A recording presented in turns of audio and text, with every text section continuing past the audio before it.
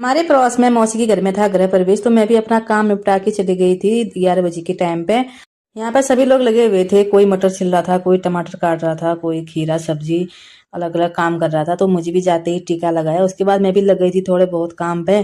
दो लोग मिलके आटा गूंद रहे थे और मैंने पानी डाल दिया था, थोड़ा सब्जी काटने लगी। सबसे पहले पूरियाँ बनानी थी। पूरियाँ जो चढ़ाने वाली थी मंदिर में वो बना ली थी, जिसका व्रत होता है वही बनाते हैं। फिर उसके बाद बैठ गए थे हम सभी लोग पूरी बनाने के लिए। तो कोई लोई बना रहा था, कोई बेल रहा था, कोई पलट रहा था, अलग अलग सबका काम हो रहा था। ज्यादा लोगों में काम भी फटाफट हो जाता है। एक तो धूप भी इतनी तेज लग रही थी और गर्मी भी इतनी तेज हो रही थी। सबसे मुश्किल हो रहा था आग के सामने पे पूरी को पलटना। तो बारी बारी से कभी कोई पलट रहा था, कभी कोई। तो मैंने भी यहाँ पर फटाफट से बेलना शुरू किया। तो सभी लोग लगे हुए हैं बारी बारी से। पंडित जी भी लगे हुए थे अपने कामों में, वो अपना काम कर रहे थे। सभी अपने अपने कामों में लगे हुए थे। मौसी भी बस पूजा पाठ में व्यस्त थी। ऐसा ही होता है, घर में कोई काम हो, कोई भी कार्यक्रम हो तो घर का आदमी तो बिजी रहता है। तो सबसे पहले बाहर ही पूजा पाठ किया, यहाँ से ही गृह प्रवेश होता है। तो बाहर पूजा करने के बाद अंदर ले जाते हैं कलश को, फिर अंदर होती है पूजा। तो सगुन आई हुई है तैयार होकर, कितनी क्यूट लग रही है। तो यहाँ पर सभी लोग अपने अपने कामों में बिजी थे। जब पूरी बना ली थी तो मैं भी आ गई थी घर। किट्टू को स्कूल से लेके आई, इसको तैयार किया। फिर दादी भी तब तक जंगल से आ गई थी किट्टू की। फिर तीनों चले गए थे। आज इसके दादाजी तो यहीं खाना बना रहे थे। जब तक हम गए पूजा हो गई थी बाहर की। तो फिर अंदर ले गई कलश को, फिर अंदर थी पूजा करने की बारी।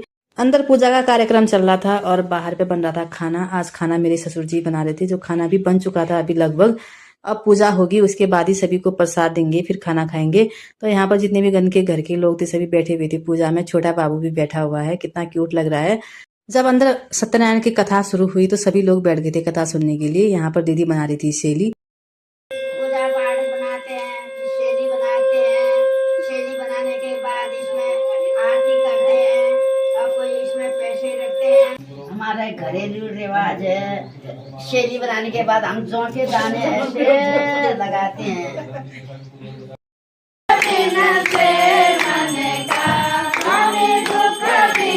कथा खत्म होने के बाद आरती करी। आरती करने के बाद सभी को पंचामृत दिया गया। यही असली प्रसाद होता है जो सबको मिलता है, हाथों में लेना पड़ता है। तो सभी ने पंचामृत ले लिया था। उसके बाद देखो किट्टू ने पकड़ा है छोटे पुलकित को। पकड़ नहीं पा रही है, फिर भी जबरदस्ती पकड़ ली है और वो भी खुश हो रहा है किट्टू की गोदी में आके। खुशी भी यार कितनी क्यूट लग रही है।